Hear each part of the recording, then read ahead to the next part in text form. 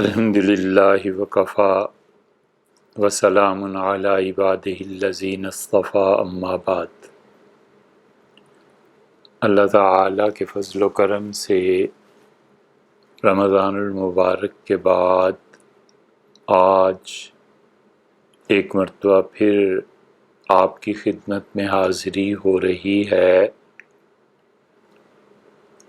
اور اس حاضری میں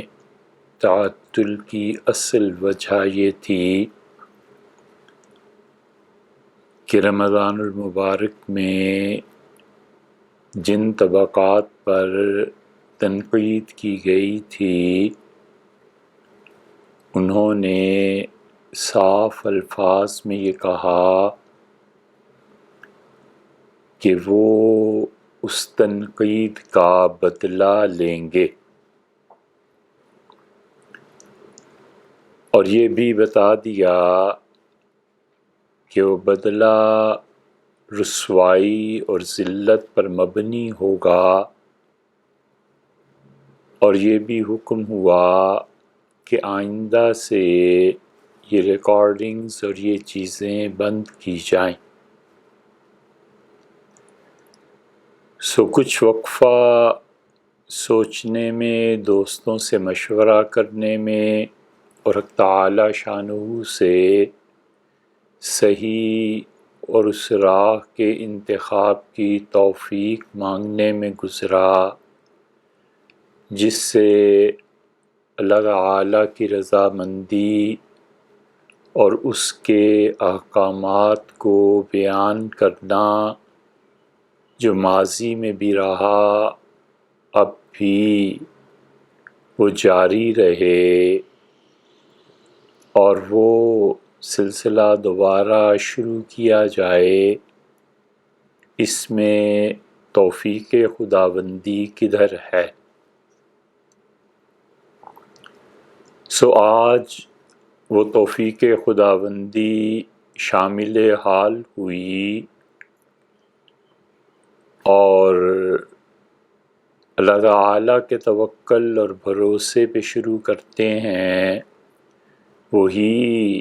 عزتوں کی حفاظت کرنے والا ہے، وہی ذلتوں سے نجات دینے والا ہے، اور اسی کی ذات ہے جو اپنے بندے کی ظاہری اور باطنی طور پر حفاظت بھی فرماتی ہے، اور اسے ہر ایک شر سے محفوظ رکھتی ہے۔ اس تمہید کے بعد اور اصل وجہ اس غیر حاضری کی بیان کرنے کے بعد اب بات یہاں سے شروع کر رہے ہیں کہ دنیا میں جب بھی کسی گروہ کو اقتدار اور حکومت ملتی ہے تو اس گروہ کا سب سے بڑا کام کیا ہوتا ہے؟ وہ گروہ چاہے کفار پر مشتمل ہو، وہ گروہ اہل اسلام پر مشتمل ہو، مسلمانوں کو سلطنت ملے اور سلطان وقت ہو، مسلمانوں کو قیادت ملے اور وہ قائد محترم ہوں، مسلمانوں کو حکمرانی ملے اور وہ حکمران ہوں، اور مسلمانوں کو خلافت کے احیاء میں خلیفۃ المسلمین کی دولت نصیب ہو جائے، یا پھر عیسائیوں اور یہودیوں اور دنیا کے بڑے سے بڑے کافر کو بھی حکومت ملے، تو حکومت وقت کے جو منصبی فرائض ہوتے ہیں ہر ملک و ملت میں وہ کیا ہیں؟ اسلام اور مسلمان مفکرین جب اس پر بحث کرتے ہیں تو ایک خاص طور پہ پہلی سطر جو لکھتے ہیں کہ ایک اسلامی حکومت کا انتہائی اہم نقطہ کیا ہونا چاہیے، تو وہ چند ایک نکات کا ذکر کرتے ہیں، اور ان میں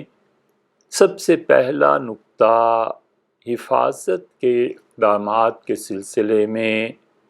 وہ یہ تصریح اور تشریح کرتے ہیں کہ جب بھی کسی بھی گروہ کی حکومت قائم ہوگی، اگر وہ کسی مذہب و ملت کا ماننے والا ہے تو ان حکمرانوں پہ سب سے پہلا فریضہ یہ عائد ہوتا ہے کہ وہ اپنی رعایا کی حفاظت کرے۔ چنانچہ اگر آپ قدیم دور میں دیکھیں گے تو یہ سب سے پہلی چیز ہے جس کو قائم کیا گیا، اور اسلامی حکومتوں میں بھی یہی رہا اور کافروں کی حکومت میں بھی یہی رہا کہ ان کی مملکت کا ایک ایک شہری اس کی زندگی کی حفاظت کرنا ان کی ذمہ داری تھی اور ہے۔ امام شاطبی رحمۃ اللہ علیہ نے، جن کا اصل نام ابراہیم بن موسیٰ تھا اور اسپین میں غرناطہ کے رہنے والے تھے، اور 790 ہجری میں ان کا انتقال ہوا۔ آج 1441 چل رہی ہے اور 790 میں جو انتقال ہوا تو آپ دیکھ لیں 600 برس سے زیادہ ہو گئے۔ انہوں نے اپنی کتاب الموافقات میں، جو اسلامی اصولوں کی بہت بہترین کتاب ہے اور یہ اصول فقہ پہ لکھی گئی ہے، اور وہ اصول بتاتے ہیں کہ اسلامی حکومتیں کیسے وجود پذیر ہوتی ہیں، خلیفۃ المسلمین کے ذمے کیا کیا چیزیں آتی ہیں، اور حکومت وقت کے ذمے کیا ہے کہ وہ کس کس طرح کے سٹیپس اٹھائے گی۔ ان اصول کی کتابوں میں موافقات کا بہت بڑا مقام ہے۔ اب 4 جلدوں میں وہ چھپ گئی ہے۔ صاحب موافقات ابن شاطبی رحمۃ اللہ علیہ نے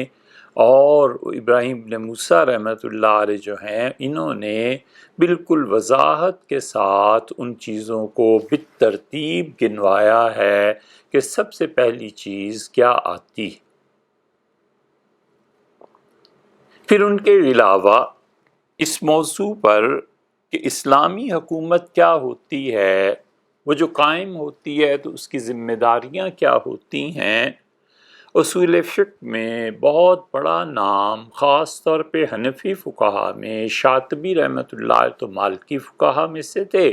لیکن خود حنفی فقہا میں ان سارے حضرات نے جب اصول پر کتابیں لکھی ہیں جو بہت بڑا اور ٹھوس علم ہے، اس میں ابن حمام رحمۃ اللہ علیہ نے کتاب التحریر تصنیف فرمائی ہے، اور ابن حمام رحمۃ اللہ علیہ نے بھی اس بات کو صاف اور واضح الفاظ میں لکھا ہے۔ 861 ہجری میں ان کا انتقال ہوا، تو انہوں نے حکومت کے فرائض بیان کیے ہیں کہ جب بھی اسلامی حکومت دنیا میں کہیں بھی تشکیل پائے گی، اس کے فرائض میں یہ بات شامل ہے۔ اور اسی طرح تیسرا حوالہ آپ کو اس میں دیں، امام رازی رحمۃ اللہ علیہ کو دیکھ لیجئے، جن کا نام بہت مشہور ہے، اور رازی کا اصل میدان یہی ہے۔ امام رازی رحمۃ اللہ علیہ کو سب سے زیادہ ٹھوکر جس میدان میں لگی ہے وہ حدیث ہے، اور امام رازی رحمۃ اللہ علیہ کے ہاں دوسری چیز قرآن پاک کی تفسیر ہے۔ چنانچہ جا بجا اس مقام پر بھی نظر آتا ہے کہ رازی رحمۃ اللہ علیہ نے احادیث کے معاملے میں کتنی سخت پہ احتیاطیاں کی ہیں، لیکن ان کا اصل جو میدان ہے وہ اصول فقہ ہے، اصل میدان ان کا فلسفہ ہے، اصل میدان ان کا اسلام کی حکمت بالغہ کا بیان کرنا ہے۔ رازی رحمہ اللہ بہت بڑے آدمی تھے اپنے میدان کے، اور 606 ہجری میں رازی رحمۃ اللہ علیہ کا انتقال ہوا۔ رازی رحمۃ اللہ علیہ نے اپنی کتاب المحصول فی علم اصول الفقہ میں بھی یہی بات تحریر کی ہے، اور انہوں نے ایک اسلامی حکومت، اس کی تشکیل اور اس کے فرائض پر بحث کی ہے کہ دنیا میں جہاں بھی خلافت پائی جائے گی اور جہاں بھی اسلامی حکومت بنے گی، اس حکومت کے فرائض کیا ہے۔ آپ ان تینوں کتابوں کو اگر دیکھیں اور پڑھ لیں تو آپ کو اندازہ ہوگا کہ مسلمانوں نے کتنی شدید محنتیں کی ہیں تاکہ وہ خلافت راشدہ کے نظام کو قائم رکھ سکیں، اور مسلمان خلافت کے دور میں جن جن ذمہ داریوں کو پورا کرنے کے پابند ہیں حکومتی نگران یا حکومت میں ہونے کی وجہ سے، وہ یہ چیزیں ہیں۔ حتیٰ کہ ان حضرات نے یہاں تک لکھ دیا کہ دنیا میں کوئی مذہب و ملت ایسی نہیں ہے، کوئی بھی حکومت، مسلمان، عیسائی، یہودی، ہندو، مشرک، کوئی حکومت ایسی نہیں ہے جس کی یہ ذمہ داری نہ ہو۔ وہ 4 ذمہ داریاں گنواتے ہیں اور ہم ان میں بغیر ترتیب کے ایک ایک ذمہ داری آپ کے سامنے بیان کرتے ہیں کہ اگر کبھی بھی دنیا میں اسلام کی حکومت اور اسلام کے احکامات کا غلبہ ہوا تو اس میں سب سے پہلی چیز جو حکومت کی ذمہ داری بنتی ہے، ان سب حضرات نے لکھا ہے کہ وہ انسانی جان کی حفاظت ہے، اور وہ اسے اپنے الفاظ میں حفظ نفس کے الفاظ کے ساتھ تعبیر کرتے ہیں کہ حفظ نفس انسانی ضروری ہے کہ انسان کی جان کی حفاظت کی جائے، ایک ایک فرد کی حفاظت کی جائے۔ اگر حکومت اپنی رعایا کی حفاظت میں ناکام ہے تو اسے کوئی حق نہیں پہنچتا کہ اس کی حکومت قائم رہے، اور جو لوگ اس کی حکومت کے تحت ہیں ان کو مکمل حق حاصل ہے کہ وہ اس حکومت کی تبدیلی کے لیے پرامن، پرتشدد نہیں، پرامن جد و جہد کریں تاکہ پورے انسان، مرد و عورت، بچے، بوڑھے جو اس حکومت میں رہتے ہیں ان سب کی حفاظت کی جائے۔ اس لیے قتل بہت بڑی چیز ہے جس کو اللہ تعالیٰ نے خاص طور پہ قرآن کریم میں ذکر کیا ہے، اور اللہ نے بتایا ہے کہ کسی انسان کا قتل کر دینا کتنے بڑے گناہ کی بات ہے، اور کتنے ہی لوگ ہیں جو اس جرم کے مرتکب ہوتے ہیں، اور اللہ تعالیٰ دنیا میں بھی اور آخرت میں بھی اس شخص کو سزا دے گا۔ دنیا کی سزا یہ کہ وہ نیکی کے اعمال میں کوتاہی کرنے لگ جائے گا، اور آخرت کی سزا تو پھر اللہ کے ہاں جو ہے سو ہے۔ اس لیے انسان کوئی بھی اپنا شہری، یہ سیدنا عمر رضی اللہ عنہ کے ہاں ملے گا کہ وہ انسان تو انسان جانوروں تک کی حفاظت ضروری قرار دیتے تھے، اور وہ کہتے تھے کہ اگر ایک کتا خارش سے مر جائے اور اسے میں مرہم فراہم نہیں کر سکا اور اس کتے کا خارش میں انتقال ہو گیا اور اس کا علاج نہیں ہوا تو اللہ کی قیامت میں میں ڈرتا ہوں کہ اس کتے کے بارے میں سوال نہ کرے مجھ سے کہ بھئی وہ کتا مارا گیا تمہاری سلطنت میں بغیر دوا کے، تو تم کیا کر رہے؟ اسی وجہ سے ہم اس قصے کی تفصیل میں بالکل نہیں جائیں گے، لیکن جو ہمارے سننے والے ہیں جانتے ہیں کہ ہم نے کئی جگہ اس قصے کو بیان کیا کہ خالد بن ولید رضی اللہ عنہ کے بھائی حبشہ میں ان پر جادو کر کے انہیں جنگل چھوڑ دیا گیا تھا۔ جب سیدنا عمر رضی اللہ عنہ کا دور آیا ہے تو انہوں نے باقاعدہ ایک وفد بھیجا اس بات پر کہ اسے لے کے آئیں، کیونکہ وہ بھی ان کی مملکت کا ایک شہری تھا۔ ایسی بہت سی روایات مل جائیں گی کہ سیدنا عمر رضی اللہ عنہ نے اپنے ایک ایک شہری کے تحفظ کے لیے فرمایا کہ ہر ایک کی حفاظت میرے ذمے ہے۔ تو اس لیے حکومتوں کا فرض بنتا ہے سب سے پہلے یہ کہ وہ انسانی جان کی قدر کریں اور اپنی رعایا میں جتنے بھی لوگ ہیں ان کی حفاظت کریں۔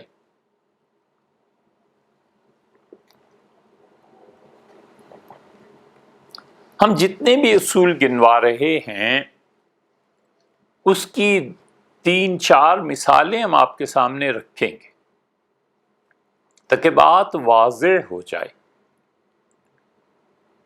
اور بہت خوشی ہوگی کہ اگر آپ اس کو اعتدال کے ساتھ سنیں، اور خاص طور پہ وہ لوگ جو ہمارے محترم غامدی صاحب کے سننے والے ہیں وہ ان چیزوں کو سنیں اور سچائی کے ساتھ اپنی رائے کا بھی اظہار کریں کہ شریعت نے کیا حکم دیا ہے۔ سب سے پہلے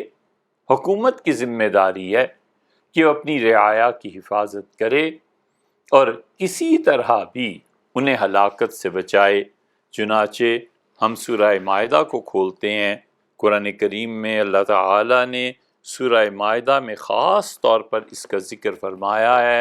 اور اللہ تعالیٰ نے بتایا ہے کہ کس طرح سے انسانوں کی حفاظت کی جائے گی، کس طرح سے ان کی زندگی کے بقا کے لیے جد و جہد کی جائے گی۔ یہ پورا رکوع ہے، اس کی مختصر سی تشریح آپ کے سامنے عرض کرنا ہے تاکہ ہماری بات مزید واضح ہو جائے۔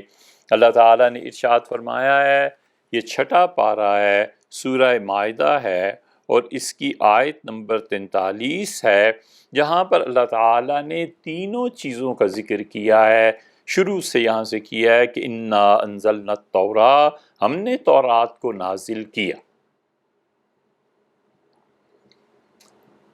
تورات کی نسبت اپنی طرف فرمائی کہ ہم نے تورات کو نازل کیا، اور یہ ٹھیک ٹھیٹ رد ہے یہودیوں کے ان طبقات کا جن کا خیال یہ ہے کہ تورات مختلف انبیاء علیہ السلام کے کشف اور الہامات ہیں، ان کا مجموعہ ہے۔ وہ یہودی اب دنیا میں پائے جاتے ہیں یا نہیں، لیکن قرآن نے اتنا کہہ کے کہ انزلنا، ہم نے نازل کیا ہے تورات کو، یہ تمام گمراہی کا رد کر دیا کہ تورات اللہ کی کتاب ہے، تورات اللہ کی جانب سے نازل کی گئی تھی، اور تورا کو اللہ تعالیٰ نے انسانوں کے لیے کیا بنایا تھا اس کی وضاحت فرما دی ہے، اور رد کر دیا گویا اس بات کا کہ انبیاء علیہ السلام کے خواب اور ان کے الہامات یہ اس کا مجموعہ نہیں تھی تورا، بلکہ وہ اللہ نے نازل کی تھی۔ ایسے ہی جیسے اس نے قرآن کریم اس کی کتاب ہے اور اس نے نازل کی، انجیل اس کی کتاب ہے، زبور اس کی کتاب ہے اور اس نے نازل کی۔ اللہ نے فرمایا انا انزلنا التوراۃ، ہم نے تورات کو نازل کیا، فیہا ھدی و نور، اور اس تورات میں ہدایت ہے اور اس تورات میں روشنی ہے، نور ہے۔ 2 وصف اس کے بیان کر دی، ایک تو اس میں ہدایت کا کہا کہ وہ جو اصل تورات تھی اس میں ہدایت ہے، وہ اب ناپید ہو گئی، لیکن ہم نے اسی لیے نازل کی تھی کہ لوگ اس سے صحیح راہ دیکھیں، سبق حاصل کریں، وہ نور، اور اس میں روشنی تھی۔ جیسے قرآن کے متعلق اللہ تعالیٰ فرماتے ہیں کہ اس میں نور ہے، اس میں روشنی ہے، تم اپنی زندگی کو اس نور اور روشنی کے سہارے سے گزارو۔ یحکم بہ النبیون، اور اس کے مطابق فیصلے کرتے تھے، اس تورا کے مطابق، الذین اسلموا، انبیاء علیہ السلام میں جو اللہ کے مطیع اور فرما بردار تھے۔ قرآن کریم کی مشکل ترین جو آیات ہیں ان میں سے یہ الفاظ ہیں، آدمی یہاں پہنچ کے چکرا جاتا ہے کہ اللہ فرماتے ہیں کہ النبیون، تورات کے ان احکامات پر وہ لوگ فیصلے کرتے تھے اس کے مطابق جو لوگ مسلمان تھے۔ تو نبی تو ہر کوئی مسلمان ہی ہوتا ہے، کوئی کافر بھی نبی ہوتا ہے، ولیعاذ باللہ۔ یہاں پر پیچ پڑتا ہے اور یہاں پر پہنچ کے انسان ٹھٹک کے رہ جاتا ہے۔ مفسرین نے لکھا ہے اس کی تشریح میں کہ یہودیوں کے نزدیک نبوت وہ چیز نہیں تھی جو مسلمانوں کے نزدیک ہے. ان کے نزدیک نبی کا صاحب کشف ہونا کافی تھا. بس نبی اگر یہ بتا دے کہ آج تم گھر سے یہ کھا کے آئے ہو، کل تم نے یہ کام کیا تھا، تو وہ نبی ہے. باقی نبی صاحب کشف اور کرامت ہونے کے علاوہ کوئی خاص حیثیت نہیں رکھتا. تو چنانچہ ان کے ہاں جو کاہن تھے، جو مختلف عملیات کرتے تھے، اور جو لوگ مختلف خراب اعمال میں مبتلا تھے، اوراد و وظائف کے ذریعے اور علم نجوم کے ذریعے دوسروں کے احوال جان لیتے تھے، یہودی انہیں بھی نبی کہتے تھے. تو اللہ تعالیٰ نے بتا دیا کہ یحکم بہ النبیون الذین اسلموا، اس تورات کے مطابق تو بس وہ فیصلے کرتے تھے جو اللہ کے مطیع اور فرما بردار تھے. رہ گئے وہ جو اللہ کے مطیع اور فرما بردار تھے ہی نہیں، وہ کہنے کو ان کے ہاں نبی تھے یہودیوں کے، لیکن جو نبوت اللہ تعالیٰ عنایت فرماتا ہے ان کا اس سے کوئی تعلق نہیں تھا. وہ تو فاسق و فاجر اور ملحد لوگ تھے، ان کا کیا تعلق تھا؟ اس لیے ان دونوں کو الگ کرنے کے لیے، فرق کو واضح کرنے کے لیے فرما دیا کہ یحکم بہ النبیون الذین اسلموا، اور اس تورا کے مطابق فیصلے کرتے تھے جو اللہ کے مطیع اور فرما بردار تھے. وہ یہودی لوگوں کے فیصلے کرتے تھے، للذین ہادوا، وہ جنہوں نے یہودیت کو قبول کیا تھا. انبیاء علیہ الصلوۃ والسلام تورا کے ذریعے ان کے فیصلے کرتے تھے. چنانچہ تورات اور انجیل، یہ جو کشمیر اب پاکستان اور ہندوستان میں متنازع ہے، اور دونوں طرف کے جو حصے ہیں، ایک وقت ایسا گزرا ہے جہاں پر تورات اور انجیل عملاً نافذ تھیں، خدا کے قانون کے مطابق فیصلہ ہوتا تھا. اس کی بھی اپنی ایک لمبی تاریخ ہے، لیکن ہمارے اس وقت کے موضوع سے تعلق نہیں رکھتی، اس لیے چھوڑیے اس کو. للذین ہادوا، اللہ تعالیٰ نے فرمایا کہ یہ فیصلے کرتے تھے یہودیوں کے لیے، والربانیون، اور اسی طرح ان کے مشائخ والاحبار اور ان کے بڑے بڑے علماء جو تھے وہ فیصلے کیا کرتے تھے، یعنی جو قاضی ہوتے تھے،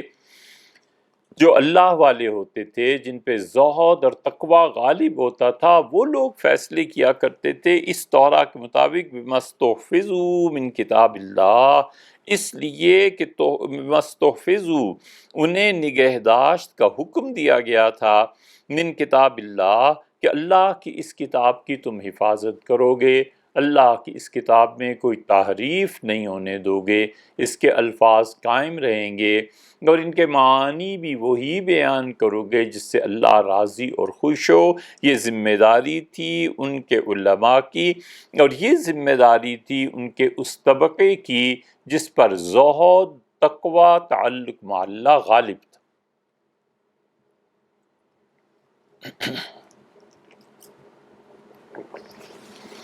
وَقَانُوا عَلَيْهِ شُهَدَاءَ، اور پھر لطف کی بات یہ ہے کہ اللہ تعالیٰ نے فرمایا کہ دیکھو وہ اس بات پر گواہ تھے، اس امر کے کہ یہ اللہ کی کتاب ہے، وہ گواہی دیتے تھے. اسی لیے آپ دیکھیں مختلف مواقع پر اللہ تعالیٰ نے علماء کو اپنا گواہ بنایا ہے، اسی لیے قیامت میں ان کے درجات بڑے ہوں گے. اللہ تعالیٰ نے فرمایا کہ شاہد اللہ انہ لا الہ الا ہو، اللہ اس بات پہ قسم کھاتا ہے کہ اس کے علاوہ کوئی الہ نہیں. والملائکہ، اللہ کے فرشتے گواہی دیتے ہیں. وَأُولُو العلم، اور علم والے گواہی دیتے ہیں کہ خدا ایک ہے اور اس کے علاوہ کوئی خدا نہیں. اللہ تعالیٰ نے وہاں بھی علماء کی تعریف کی ہے، قائما بالقسط، اللہ نے کہا وہ علماء جو ہمیشہ انصاف کرتے ہیں، وہ گواہی دیتے ہیں. اللہ نے اپنا گواہ وہاں علماء کو بنایا، یہاں بھی، یہودیت میں بھی، وہاں اسلام سورہ آل عمران میں، یہاں یہودیت. والاحبار، اور ان کے جو علماء تھے، مشائخ تھے، بما استحفظوا من کتاب اللہ، اللہ نے حکم دیا تھا کہ میری کتاب تورا کی حفاظت کرنا. وَقَانُوا عَلَيْهِ شُهَدَاءَ، اور وہ اس بات کی گواہی دیتے تھے کہ تورات واقعی اللہ کی کتاب ہے. فَلَا تَخْشَوُا النَّاسَ، اب اللہ نے رخ بدلا ہے وحی کا، اور وحی کا تخاطب اب ان یہودیوں سے ہے جو حضرت رسالت پناہ صلی اللہ علیہ وسلم کے دور میں تھے، اور اللہ فرماتے ہیں فلا تخشوا الناس، لوگو اے یہودیو، آج کے دور کے لوگو، بالکل لوگوں سے نہیں ڈرنا، اور دیکھو کیا کرنا ہے، وخشونی، مجھ سے ڈرو۔ ایک بات کہ میرا خوف ہونا چاہیے، تمہارے جتنے فیصلے، جتنے تمہارے جھگڑے آج حضرت رسالت پناہ صلی اللہ علیہ وسلم کے سامنے آ رہے ہیں، وہ فیصلے کر دیں گے، وہ صحیح فیصلے فرما دیں گے، ہماری ہدایات کے مطابق فیصلے ہوں گے۔ مت ڈرو باقی یہودیوں سے جو تمہارے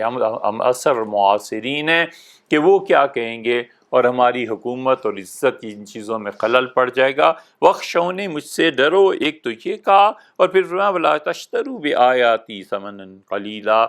اور جو ہمارے احکامات ہیں انہیں تھوڑے تھوڑے پیسے لے کر فروخت مت کرو، رشوت کو دخل نہ دو۔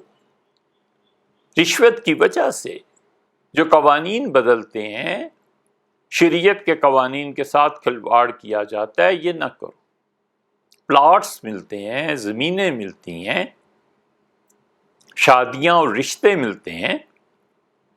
کوئی ایک طریقہ رشوت دینے کا تھوڑا ہی ہے۔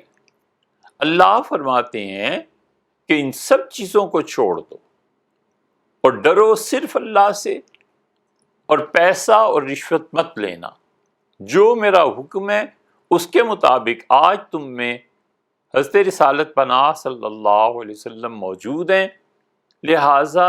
ان کے کہنے پر عمل کرو۔ اور دیکھو وَمَن لَّمْ يَحْكُم بِمَا أَنزَلَ اللَّهُ، اور جو لوگ اللہ کے اتارے ہوئے قانون کے مطابق فیصلے نہیں کرتے، فَأُولَٰئِكَ هُمُ الْكَافِرُونَ، وہ لوگ کافر ہیں۔ صاف لفظوں میں انہیں کہا کہ وہ لوگ کافر ہیں۔ اس آیت کریمہ میں بہت بڑا رد ہے ان لوگوں کا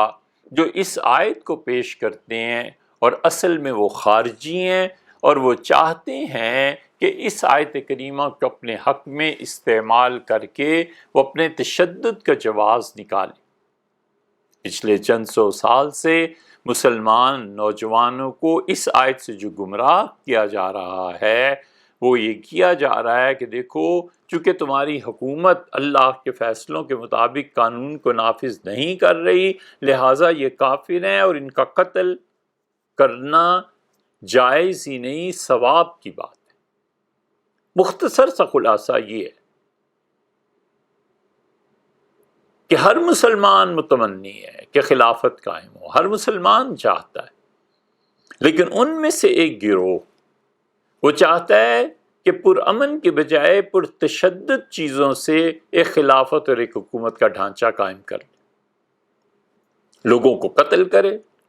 دیگر مذاہب کی توہین کرے، اور جو کچھ جذباتیت ہے اس کے تحت کسی طرح خلافت کا کوئی ڈھانچہ قائم ہو جائے۔ خارجیوں کا سب سے بڑا گمراہی کا مرکز یہی بات تھی کہ وہ اپنے علماء کو، مسلمانوں کو مارتے تھے، قتل کرتے تھے، اور جس کو دیکھو وہ کہتا تھا جی یہ دار الحرب ہے، جس کو دیکھو یہ دار الحرب ہے۔ بھئی کیسے دار الحرب ہے، کیوں دار الحرب ہے؟ اور اس آیت کا حوالہ دیتے تھے کہ وَأُولَٰئِكَ هُمُ الْكَافِرُونَ، جو اللہ کے احکامات کے مطابق فیصلے نہیں کرتے وہ کافر۔ یہ اب بھی ہے، یہ اسلام کے نفاذ کی جتنی پرتشدد تحریکات ہیں یہ یہی آیت پڑھتے ہیں۔ اس سے مفسرین نے صراحت کے ساتھ اس پہ لکھا ہے، اور اس پہ ابن کثیر رحمۃ اللہ نے جو لکھا ہے بہت بڑی چیز ہے، اس سارے رکوع میں اس کو پڑھنا چاہیے خاص طور سے۔ انہوں نے لکھا ہے کہ ایک چیز یہ ہے کہ اللہ کے احکامات کے متعلق یہ عقیدہ بنا لیا جائے کہ یہ ظلم ہے اللہ کے احکامات، اور خدا جو کچھ حکم دیتا ہے ہم نہیں مانتے اس کو، یہ عقیدہ ہو، تب یہ آیت اس پہ سچی اترتی ہے کہ فَأُولَٰئِكَ هُمُ الْكَافِرُونَ، یہ کافر ہے، اس لیے کہ توہین پر مبنی باتیں۔ اور ایک یہ ہے کہ ایک آدمی کہتا ہے یہ اللہ کے احکامات ہیں، اللہ نے حکم دیا ہے ہاتھ کاٹنے کا، اللہ تعالیٰ نے حکم دیا ہے اس کا، اللہ نے حکم دیا ہے، لیکن فی الحال حالات ایسے نہیں بن پا رہے کہ میں یہ کر سکوں، یا وہ کہتا ہے میں اس کو کر نہیں سکتا، مجھ میں اتنی طاقت نہیں ہے۔ وہ کہتا ہے کہ میں اسے مانتا ہوں، اللہ کے احکامات ہیں سارے، لیکن میں کمزور ہوں۔ میں مانتا ہوں نماز اللہ کا حکم ہے، لیکن نہیں جی چاہتا۔ میں اللہ سے دعا مانگتا ہوں کہ مجھے اللہ نماز کی طرف لیا۔ آئلی قوانین یقیناً اسلام کے خلاف ہیں، میں اسے مانتا ہوں، اور اس کے مقابلے میں جو اللہ کے احکامات ہیں میں انہیں بھی مانتا ہوں، لیکن میں کر کیا سکتا ہوں؟ کچھ بھی نہیں۔ تو یہ شخص چونکہ عقیدے میں منکر نہیں ہے لہٰذا مسلمان ہی رہے گا، یہ کافر نہیں ہو سکتا۔ خارجیوں نے اس آیت سے فائدہ اٹھایا ہے، اور وہ اپنے آپ کو کہتے ہیں کہ بس صرف ہم مسلمان ہیں، ہمارے علاوہ کوئی مسلمان ہی نہیں، اور جرت یہاں تک کی کہ سیدنا علی رضی اللہ عنہ کو کافر قرار دیا، حضرت عمر بن العاص رضی اللہ عنہ کو اور ابو موسیٰ اشعری رضی اللہ عنہ کو جب تحکیم کا قصہ چھڑا تھا تو ان کا تم سب کافر ہو گئے ہو کہ تم اللہ کے علاوہ کسی اور کو بٹھا دیا ہے کہ یہ بیٹھ کے فیصلہ کرے گا، تمہیں چاہیے تھا اللہ کا فیصلہ مانو۔ اس پہ سیدنا علی رضی اللہ عنہ عبداللہ ابن عباس رضی اللہ عنہ کو بھیجا تھا اور فرمایا تھا کہ جاؤ اور انہیں جا کر سمجھاؤ۔ تو اللہ یہاں پر کہتا ہے کہ دیکھو ملم یحکم بما انزل اللہ، یہودیوں آج اگر تم حضور اقدس صلی اللہ علیہ وسلم کے حکم کو نہیں مانتے، نہ بایمانہ کہ تم سمجھتے ہو یہ فیصلے ہی نبی صلی اللہ علیہ وسلم غلط کر رہے ہیں یا مانتے ہی نہیں ہیں اس قرآن کے قانون کو، تو دیکھو پھر تم کافر ہو جاؤ گے۔ وَكَتَبْنَا عَلَيْهِمْ فِيهَا،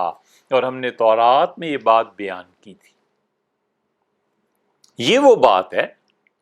جو ہمارے موضوع سے براہ راست اب آ گئی نا، لیکن اس کی بیک گراؤنڈ بھی ضروری تھی۔ وَكَتَبْنَا عَلَيْهِمْ فِيهَا، اور ہم نے ان پر یہ بات فرض کر دی تھی یہودیوں پر کہ ان النفس بالنفس،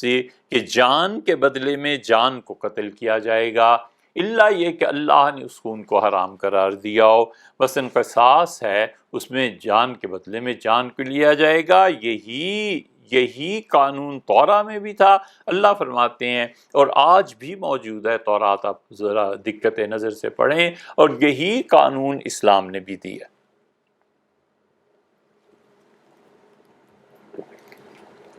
اللہ نے فرمایا ہے اس سے کوئی مرتد ہو جائے، کوئی آدمی کسی کو قتل کر دے،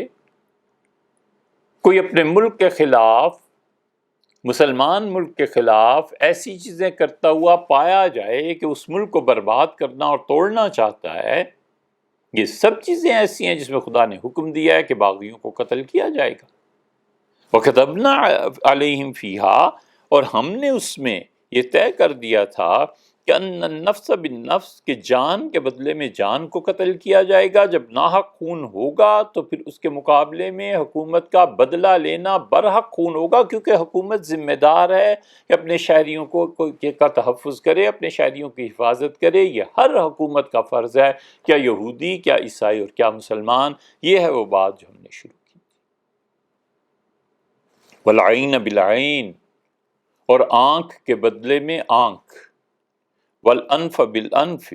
اور ناک کے بدلے میں ناک کو کاٹا جائے گا، والاذن بالاذن، اور کان کے بدلے میں کان کو کاٹا جائے گا، والسن بالسن، اور ہم نے کہا تھا دانت توڑنے کے مقابلے میں دانت کو توڑا جائے گا، والجروح قصاص، اور جو زخم کریں گے، چوٹیں لگائیں گے، زخمی کریں گے کسی کو، تو ان زخموں کا برابری کی بنیاد پر بدلہ لیا جائے گا۔ فمن تصدق بہ، اور جو انسان معاف کر دے گا، کسی نے کسی کی آنکھ نکال دی اور اس نے اسے معاف کر دیا، کان کاٹ دیا اور اس نے اسے معاف کر دیا، فہو کفارۃ لہ، وہ قیامت میں اس کے گناہوں کا کفارہ بن جائے گا۔ گویا اللہ تعالیٰ نے اپنی طرف سے ایک ہلکی سی بات یہ بھی ارشاد فرما دی کہ دیکھو معاف کر دینا بہتر ہے، تمہارا جو قصاص ہے وہ اللہ کے ذمہ رہا، اللہ تعالیٰ قیامت میں تمہیں اس کا بدلہ دے گا۔ وَمَن لَّمْ يَحْكُم بِمَا أَنزَلَ اللَّهُ، اور وہ لوگ جو ہمارے اتارے ہوئے قانون کے مطابق فیصلے نہیں کرتے، فَأُولَٰئِكَ هُمُ الظَّالِمُونَ، یہ لوگ ظالم ہیں، حقیقت میں ظالم۔ کان کٹ جائے، ناک کٹ جائے، قتل ہو جائے، چکر لگاتے پھر ان کچہریوں کے، اور قانون حرکت میں نہیں آتا، اور حرکت میں آتا ہے 20 سال اور 30 سال کے بعد۔ اللہ کہتا ہے کہ جان کی حفاظت، ظاہر ہے کہ یہ فرد کے لیے آیت نہیں ہے، ایک فرد تو نہیں ہو سکتا نا کہ کوئی قتل کر دے تو اس کے مقابلے میں اٹھ کے اس کے بھائی دوسرے کو قتل کر دیں۔ یہ حکومت کے متعلق آیت ہے کہ حکومت اپنے شہریوں کی حفاظت کرے گی، وہاں خون کا بدلہ خون ہوگا، ناک کا بدلہ ناک، اور کان کا بدلہ کان، اور دانت کا بدلہ دانت، اور زخموں کے عوض میں معاوضہ لیا جائے گا۔ وَقَفَّيْنَا عَلَىٰ آثَارِهِم بِعِیسیٰ ابْنِ مریم، اور ٹھیک انہی لائنز پر، ٹھیک اس نقش قدم پہ ہم نے بھیجا تھا حضرت عیسیٰ ابن مریم علیہ السلام کو، مصدقا لما بین یدیہ، اور وہ تصدیق کرتے تھے من التوراۃ، تورات کی تصدیق کرتے تھے، وہ تورات کو سچا کہتے تھے۔ تورات میں جو احکامات ہم نے نازل کیے تھے اس کے بعد انجیل میں بھی یہ آ گئے، وَآتَيْنَاهُ الْإِنجِيلَ، اور ہم نے انہیں انجیل عطا فرمائی، فِيهِ هُدًى وَنُورٌ، اور اس انجیل میں بھی ہدایت تھی اور نور تھا۔ یہی دو الفاظ ہدایت اور نور کے تورات کے لیے استعمال کیے ہیں، اور یہی دو الفاظ قرآن کریم کے لیے بھی اللہ تعالیٰ نے متعدد جگہ پہ فرمایا ہے۔ آپ بالکل شروع کریں قرآن کریم، ذالک الکتاب ھدی للمتقین، یہ متقی لوگوں کے لیے زندگی کی رہنمائی ہے، متقی لوگ اسے دیکھ کے اپنے کام کرتے ہیں۔ آتیناہ الانجیل، ہم نے عیسیٰ علیہ السلام کو انجیل دی، فیہ ھدی ونور، اور اس میں ہدایت اور اس میں نور، ومصدقا لما بین یدیہ من التوراۃ، اور وہ تورات کی تصدیق کرتی تھی، وہدن، اور پھر فرمایا تورات میں بڑے انجیل میں ہدایت، اور انجیل میں ہدایت کس کے لیے؟ نصیحتیں تھیں، وموعظۃ للمتقین، وہ لوگ جو اللہ سے ڈرتے ہیں ان کے لیے ہدایت ہے انجیل میں، اور ان کے لیے ہدایت ہے وہ اصل انجیل جو تھی اس میں۔ وَلْيَحْكُمْ أَهْلُ الْإِنجِيلِ، سو چاہیے کہ انجیل والے عیسائی فیصلہ کریں، بما انزل اللہ فیہ، جو کچھ ہم نے اس کتاب میں نازل کیا ہے اس کو سامنے رکھیں۔ اب تک انجیل میں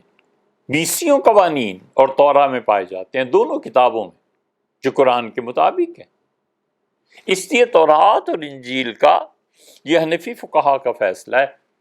وہ کہتے ہیں تورات اور انجیل میں آج بھی جو چیزیں اللہ کی کتاب کے موافق ہیں ہم ان پہ عمل کرنے کے پابند ہیں، کیونکہ وہ قانون بدلا نہیں، وہی قانون وہاں تھا، پھر انجیل میں آیا، پھر قرآن کریم میں آیا، تو پرانی کتابیں جو ہیں اس میں دیکھا جائے گا۔ امام ابو حنیفہ رحمۃ اللہ علیہ تو اس باب میں اتنی وسعت کے قائل ہیں کہ اگر آپ اصول فقہ میں مسلم الثبوت کی شرح فواتح الرحمود دیکھیں جو عبدالعلی مدراسی رحمۃ اللہ علیہ نے لکھی ہے، تو حیرت اور دنگ رہ جاتا ہے آدمی کہ تورات اور انجیل سے حضرت امام ابو حنیفہ رحمۃ اللہ اتنا اعتنا فرماتے ہیں، اتنا اعتبار ان کتابوں کا کرتے ہیں۔ بات ایک ہی ہے کہ قانونی دفعات ہیں، وَمَن لَّمْ يَحْكُم بِمَا أَنزَلَ اللَّهُ، اور جو آدمی فیصلہ نہ کرے گا اس کے مطابق جو ہم نے کتاب نازل کی ہے، فَأُولَٰئِكَ هُمُ الْفَاسِقُونَ، ایسے لوگ شدید نافرمان ہیں خدا کے۔ اگر وہ عقیدے میں نہیں مانتا کہ اللہ کا قانون ہی غلط ہے، میں نہیں مانتا، کافر ہے۔ کوتاہی کرتا ہے تو وہ ظالم ہے اور وہ فاسق ہے، گناہ گار ہے، ہم اسے کافر نہیں کہہ سکتے، کیونکہ عقیدہ اس کا ہے کہ اللہ کی کتاب قانون برحق ہے۔ تورات اور انجیل میں بھی جو چیزیں نہیں تبدیل ہوئیں وہ بالکل اللہ کی طرف سے ہیں، میں ان سب چیزوں کو مانتا ہوں۔ وَأَنزَلْنَا إِلَيْكَ الْكِتَابَ، اب تورات اور انجیل کے بعد باری آئی قرآن کریم کی۔ اللہ تعالیٰ نے فرمایا کہ دیکھیے ہم نے آپ پر نازل کیا یہ کتاب بالحق، سچائی کے ساتھ، مصدقا لما بین یدیہ من الکتاب، اور قرآن تصدیق کرتا ہے ان کتابوں کی جو قرآن سے پہلے نازل ہوئیں، ومہیمنا علیہ، اور قرآن محافظ ہے، قرآن حفاظت کرتا ہے ان چیزوں کی جو ان کتابوں میں گزری۔ اللہ تعالیٰ نے اپنے پاک کلام کی شان میں جتنی آیات قرآن کریم میں نازل کی ہیں نا، ہم سے پوچھیں تو سب سے زیادہ تعریف بس یہ لفظ، کمال کیا اللہ نے قرآن کے مرتبہ دے کے، اور کمال کیا ہے خدا نے اس لفظ کو نازل فرما کے، احسان فرمایا محیمن۔ محیمن کا ایک مطلب ہے حفاظت کرنے والا، اور ایک مطلب ہے جانچ پڑتال۔ قرآن حفاظت کرتا ہے تورات اور انجیل کے ان حصوں کی جو تبدیل نہیں کیے گئے، جو سچائیاں ہیں اور اس کے موافق ہیں، قرآن کہتا ہے بالکل ٹھیک ہے۔ اور اس سے بڑھیا اور عمدہ اور قرآن نے کمال اللہ نے فرمایا یہاں پر محیمن علیہ، قرآن جانچ ہے، کسوٹی ہے ان تمام وحیوں پر جو قرآن سے پہلے نازل ہوئی ہیں۔ کمال یہ ہے کہ اس کا مطلب یہ ہے کہ تورات ہے، انجیل ہے، زبور ہے، انبیاء علیہ السلام کے صحائف ہیں، آج تک جتنی مرتبہ بھی جب بھی خدا اپنی مخلوق سے مخاطب ہوا ہے اور وہ محفوظ ہے، اس کو قرآن کی کسوٹی پر پرکھو۔ اگر قرآن کے معیار پر پورا اترتا ہے تو یقیناً اللہ کا کلام ہے، اور قرآن کے معیار پہ پورا نہیں اترتا تو قرآن کسوٹی ہے، یہ رد کر دے گا، اسے پھینک دے گا، کہے گا کہ یہ جعلی سونا ہے، یہ سونے کی شکل ہے، حقیقت میں سونا نہیں ہے، اور جو سونا اصلی ہے وہ قرآن کہے گا کہ ہاں یہ سونا اصلی۔ اس لیے جتنے انبیاء علیہ السلام کے قصے ہیں، جتنی کتابیں ہیں، جتنی قصص الانبیاء ہیں، تمام کی تمام قرآن کے اس لفظ پہ قربان، اس پہ ان کا امتحان لیا جائے گا، اس کسوٹی پر چڑھائی جائیں گی۔ اس لیے جتنا زبردست لفظ یہاں پہ، اس سے بڑی تعریف نہیں کہ فرمایا ہم نے نازل کیا ہے وہ محیمن علیہ، اور یہ قرآن جو ہے یہ تو کسوٹی ہے تمام وحیوں کی، جو اس کی معیار پر پوری اترتی ہے وحی وہ وحی ہے، اور جو اس کے معیار پہ پوری نہیں اترتی وہ جھوٹ ہے۔ فَاحْكُمْ بَيْنَهُمْ بِمَا أَنزَلَ اللَّهُ، سو آپ لوگوں میں، ان یہودیوں میں جو قریظہ اور نذیر وغیرہ کے اس موقع پہ آیت نازل ہوئی تھی، اللہ نے فرمایا ان کے درمیان آپ فیصلہ کیجئے پوری سچائی کے ساتھ، اللہ نے جو کچھ نازل کیا ہے، وَلَا تَتَّبِعْ أَهْوَاءَهُمْ عَمَّا جَاءَكَ مِنَ الْحَقِّ، اور ہرگز پیروی نہ کیجیے گا ان لوگوں کی خواہشات پر جو اس سچائی سے الگ ہو کر آپ کے پاس آ چکی ہیں۔ سچائی کے علاوہ جو کچھ پروپیگنڈا آپ نے ان کے پاس ان کا سنا ہے اس کے پر بالکل نہ جائیے گا۔ دیکھیے آپ فیصلہ کریں گے اور سچائی کے ساتھ فیصلہ کریں گے، نبی جھوٹ پہ جان بوجھ کے فیصلہ کر دے ہو نہیں سکتا، بھول سکتا ہے، اللہ تعالیٰ نے اس کی بھی پیش بندی فرما دی، کیا بھولیے بھی نہیں، ہم نے آپ کو قرآن دیا ہے، آپ اس کے مطابق فیصلہ کریں،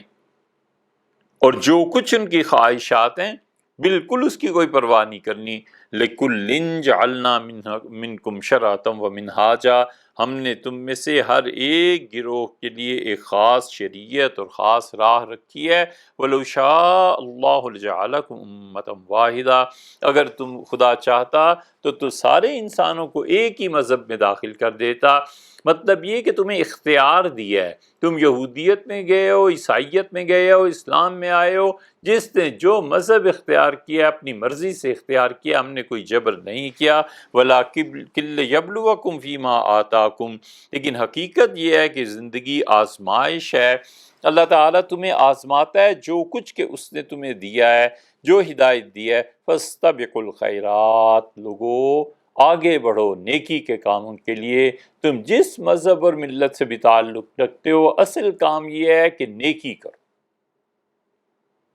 عقیدے میں نیکی کرو،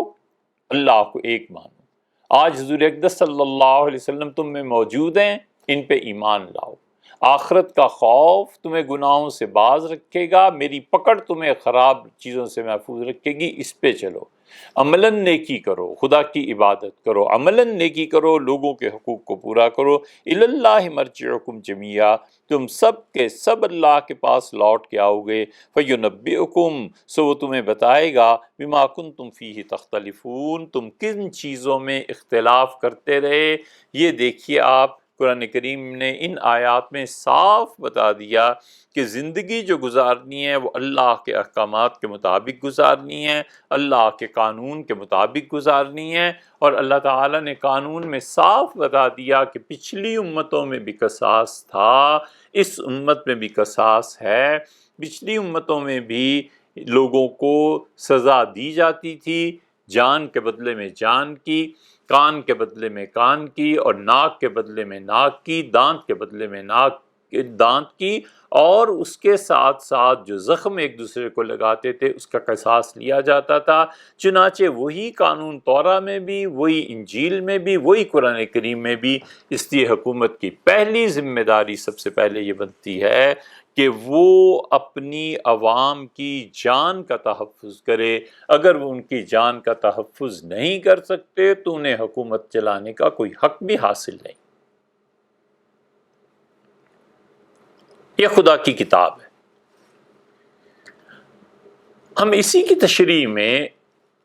خلافت راشدہ سے بات کرتے ہیں، اور خلافت راشدہ میں اس لیے محدود رکھتے ہیں اپنے آپ کو کہ حضور اقدس صلی اللہ علیہ وسلم نے اس دین کی بنا ڈالی، تجدید کی، دین کی۔ اللہ کہتا ہے شرع لکم من الدین ما وصی بہ نوح، ہم نے آپ کو وہی دین دیا ہے جو حضرت نوح علیہ الصلوۃ والسلام کو دیا تھا۔ مختصر سی بات یہ ہے کہ دین ہمیشہ ایک ہی رہا ہے۔ اللہ نے کہا ہم نے آپ کو وہی دین دیا جو نوح علیہ الصلوۃ والسلام کو دیا تھا، تو حضرت نوح علیہ الصلوۃ والسلام اس دین کو لے کر چلے۔ اس دین میں پھر وہ پہنچا ابراہیم علیہ السلام تک، اسماعیل علیہ السلام وغیرہ وغیرہ، ان سب حضرات تک۔ اس اصل دین میں جب کوئی گڑبڑ ہوتی ہے تو خدا اس گڑبڑ کو دور کرنے کے لیے، ان بدعات کو ہٹانے کے لیے، ان نئی چیزوں کو ختم کرنے کے لیے نبی کو بھیج دیا کرتا ہے کہ اصل دین وہی ہے جو اس دنیا میں شروع دن سے ہے، مثلا خدا کی توحید اللہ نے حکم دیا تھا، یہی چلنی ہے۔ جب شرک آئے گا، کوئی نبی علیہ الصلوۃ والسلام آ گئے، اور آخر پہ حضرت رسالت پناہ صلی اللہ علیہ وسلم کو جو بھیجا تو نبوت ہی ختم ہو گئی کہ بس اب یہ جو پیغام ہے یہ قیامت تک قائم رہنا چاہیے، اس سے یہ رہے گا۔ تو اسی طرح چلتا رہا۔ حضور اقدس صلی اللہ علیہ وسلم وہی دین لے کے آئے جو ان کے جد امجد سیدنا ابراہیم اور نوح اور آدم علیہ السلام یہ سارے لے کے آئے تھے۔ پھر رسول اللہ صلی اللہ علیہ وسلم کے اس دین کو عملاً نافذ کیا ہے سیدنا عمر رضی اللہ عنہ نے۔ سیدنا عمر رضی اللہ عنہ اس دین کی تشکیل کی ہے، اور سیدنا علی رضی اللہ عنہ تو مجدد ہیں، انہوں نے وہ کام اس دین میں کیے ہیں جس کی کوئی مثال نہیں ملتی۔ اس لیے ہم خلافت راشدہ میں رہتے ہوئے اس بات کی تشریح کرتے ہیں، تو کہ بات تو اسلامی حکومتوں کی، اور ہمارے لیے وہ کامل نمونہ ہے۔ اسی لیے ہم صحابہ کرام رضی اللہ عنہ، خاص طور پہ خلفائے راشدین کے فیصلوں کو حجت مانتے ہیں، جبکہ ہمارے اس ملک میں ایسے لوگ بھی موجود ہیں جو یہ سمجھتے اور کہتے ہیں کہ ہمیں صرف کتاب و سنت سے غرض ہے، صحابہ رضی اللہ عنہ کا قول ہمارے لیے کوئی دلیل نہیں ہے۔ ہم کہتے ہیں خلافت راشد، صحابہ رضی اللہ عنہ کا قول اور ان کا اجتہاد جو شریعت کی کسی اصل سے نہ ٹکراتا ہو، اور خاص طور پہ خلافت راشدہ اور ان حکومتوں نے جو فیصلے کیے ہیں، ہمارے لیے واضح دلیل اور حجت۔ قرآن جب کہتا ہے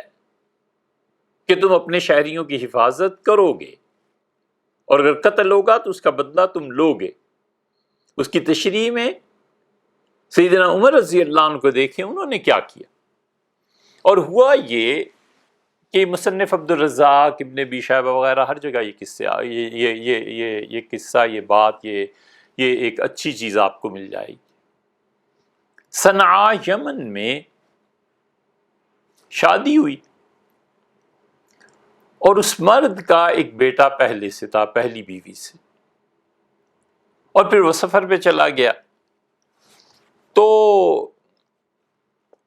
اس کی اہلیہ کا کردار کچھ ایسے ہی تھا.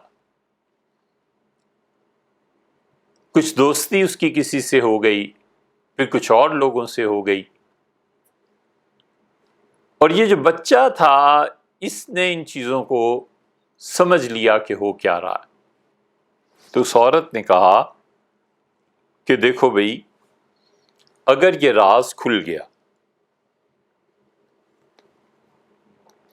اور اس کا باپ آ گیا تو مجھے جان سے مار دے گا، بنے گا کیا؟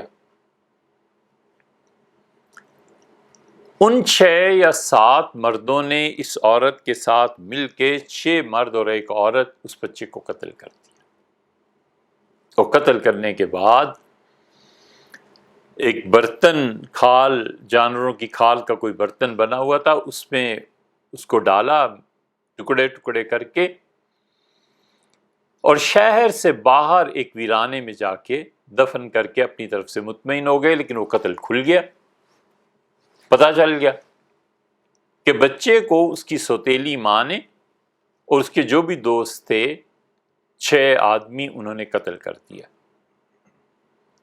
مصر کی حکومت اس وقت سیدنا عمر رضی اللہ عنہ نے یعلا ابن امیہ رضی اللہ عنہ کو دی ہوئی تھی. یعلا ابن امیہ رضی اللہ عنہ نے یہ قصہ امیر المومنین کو لکھ بھیجا اور کہا حضرت یہ واقعہ ہوا ہے اور 6 مرد اور ایک عورت اس قتل میں شریک ہیں، اب آپ فرمائیں کیا کرنا چاہیے. سیدنا عمر رضی اللہ عنہ بہت اعتماد کرتے تھے سیدنا علی رضی اللہ عنہ پہ. اگر ہم ان دونوں کی محبتوں کے اور تعلق کے قصے لکھنے بیٹھ جائیں کہ دونوں کو کس طرح ایک دوسرے سے محبت اور اعتماد تھا اور کس طرح ایک دوسرے کے علم کا اعتراف تھا، تو پوری کتاب درکار ہے. گمراہ ہیں وہ لوگ، شدید گمراہ ہیں وہ لوگ، اللہ کی راہ سے ہٹے ہوئے ہیں وہ لوگ جو اپنے متبعین کو یہ سبق دیتے ہیں کہ عمر اور علی رضی اللہ عنہما ایک دوسرے کے خلاف تھے. سیدنا عمر رضی اللہ عنہ کے پاس مسئلہ پہنچا اور انہوں نے کہا کہاں ہے علی، ان کو بلاؤ، فیصلہ کریں. 6 آدمی اور ایک عورت نے ایک بچے کو قتل کر دیا ہے. سیدنا علی رضی اللہ عنہ حاضر ہوئے اور عرض کیا امیر المومنین میں آپ ہی سے پوچھتا ہوں کہ ایک اونٹ کو چند چوروں نے مل کے چرایا اور پھر ذبح کر لیا، تو پھر کس کا ہاتھ کاٹنا چاہیے؟ فرض کیجئے ایک اونٹ کی چوری میں 6 افراد شریک ہے، تو پھر سیدنا عمر رضی اللہ عنہ کا سب کا ہی ہاتھ کاٹنا چاہیے، کیونکہ چوری میں سب شریک ہیں. ان کا امیر المومنین بالکل ایسے یہاں بھی ہے کہ ان سب نے مل کے اس بچے کو قتل کیا ہے. اس قتل میں، اس لڑکے کے قتل میں، بچے سے مراد لڑکا ہے، اس لڑکے کے قتل میں جب سب شریک ہیں تو سب کو قتل کر دینا چاہیے. سیدنا عمر رضی اللہ عنہ نے یعلا ابن امیہ رضی اللہ عنہ کو خط لکھا اور فرمایا کہ اس بچے، اس لڑکے کے قتل میں جتنے لوگ شریک ہیں سب کو پھانسی دی جائے. اور پھر اپنا مشہور تاریخی جملہ ارشاد فرمایا، کیا کہنے، یہ ہے حفظ نفس، یہ ہے لوگوں کی جان کا تحفظ. فرمایا کہ اس بات میں گھبرانا نہیں ہے کہ 6 آدمی اور ایک عورت اور یہ سب کچھ ہو رہا ہے، یاد رکھو مجھے اللہ کی قسم ہے اگر پورا صنعاء کا شہر اس لڑکے کے قتل میں شریک ہوتا میں سب کی گردن اڑا دیتا. یہ ان کے تاریخی جملے ہیں. یمن کا دارالحکومت ہے صنعاء آج بھی. امیر المومنین رضی اللہ عنہ کا پورا صنعاء شہر اس لڑکے کے قتل میں اگر شریک ہوتا میں سب کی گردنیں اڑا دیتا. یہ حفظ نفس ہے، انسان کی جان کا محافظ ہے حکمران وقت اور حکومت. سیدنا سعد رضی اللہ عنہ نے خط لکھا. اب جانور، ہم انسانوں کی بات کرتے ہیں. عروہ ابن جعد ایک بزرگ تھے اور بہت اچھا گھوڑا تھا ان کا. ایک کسان نے کسی وجہ سے اس گھوڑے کی ایک آنکھ پہ کوئی چیز ماری اور اس کی آنکھ ضائع کر دی۔ مقدمہ پہنچا حضرت سعد رضی اللہ عنہ تک۔ سعد رضی اللہ عنہ نے کہا اب تک میرے سامنے یہ چیز آئی نہیں کہ ایک جانور کسی کا اگر زخمی کر دیا جائے، اس کا کوئی عضو ضائع ہو جائے تو اس کے ساتھ کیا سلوک کیا جائے گا۔ تم لوگ ٹھہرو اور میں امیر المومنین کو لکھتا ہوں۔ سیدنا عمر رضی اللہ عنہ تک جب خط پہنچا تو حضرت عمر رضی اللہ عنہ نے اس پہ فتویٰ دیا اور قانون بنایا۔ یہی چیز قاضی شریح کو بھی پیش آ گئی تھی، تو شریح رحمۃ اللہ علیہ نے سیدنا عمر رضی اللہ عنہ ہی سے دریافت کیا تھا کہ امیر المومنین مجھے کیا کرنا چاہیے۔ شریح بہت بڑے قاضی تھے، سیدنا عمر رضی اللہ عنہ مقرر کیا تھا، اور سیدنا علی رضی اللہ عنہ کے بعد بھی وہ قاضی رہے۔ وہ اتنے انصاف پسند تھے کہ ان کے بیٹے نے ان سے پوچھا کہ اگر اس طرح ایک دوست کے ساتھ مل کے کاروبار کروں تو آپ کیا فرماتے ہیں؟ انہوں نے کہا کر لو۔ جب نقصان ہوا اور مقدمہ ان کی عدالت میں آیا تو انہوں نے اپنے بیٹے پہ تاوان کیا، اسے گھر آ کے کہا ابا آپ نے تو مجھے کہا تھا کر لو۔ ان کا اسی وجہ سے کہا تھا کہ مجھے پتا تھا تمہیں اس میں نقصان ہوگا، مگر تمہاری ہمت کیسے پڑی کہ تم مجھ سے یہ بات پوچھو جس میں کسی مسلمان کا مال تلف ہوتا ہو۔ تو میں نے چاہا کہ تمہیں سبق سکھاؤں کہ لوگوں کے مال اس لیے نہیں ہوا کرتے کہ تمہیں تجارت آتی نہیں اور اس کے پیسے کو برباد کرو، اسی لیے تمہارے خلاف میں نے فیصلہ کیا کہ بھرو اس پیسے کو۔ بے لچک قانون، بالکل اسی طرح انہیں سیدنا عمر رضی اللہ عنہ سے پوچھا۔ سیدنا عمر رضی اللہ عنہ نے خط لکھا حضرت سعد رضی اللہ عنہ کو کہ اس کسان سے کہیے اور اس آدمی سے عروہ سے کہیے کہ اب ایک صورت تو یہ ہے کہ تم بالکل اسی طرح کا گھوڑا لے لو، جس گھوڑے کی آنکھ ضائع ہوئی ہے وہ اس کسان کو دو، اسے کہو رکھو اور مجھے بالکل اسی جیسا گھوڑا لے کے دو۔ اور دوسری صورت یہ ہے کہ اس گھوڑے کی قیمت لگواؤ، جو صحت مند اصل گھوڑا ہے اس جیسا ہے، یا اس کی جو بھی قیمت مارکیٹ میں اس وقت لگتی تھی جب اس کی آنکھ تھی، تو اگر وہ 20,000 ہے تو 5,000 اس پر جرمانہ ڈالو، 1/4 قرار دیا۔ فرمایا اس جیسا گھوڑا تلاش کرو، مل جائے تو گھوڑے کو اصل اچھا گھوڑا لے کے عروہ کو دیا جائے، اور یہ جس کی آنکھ ضائع ہوئی ہے یہ اس کسان کو دیا جائے، اور اگر گھوڑا ایسا نہیں ملتا، عروہ مطمئن نہیں ہے،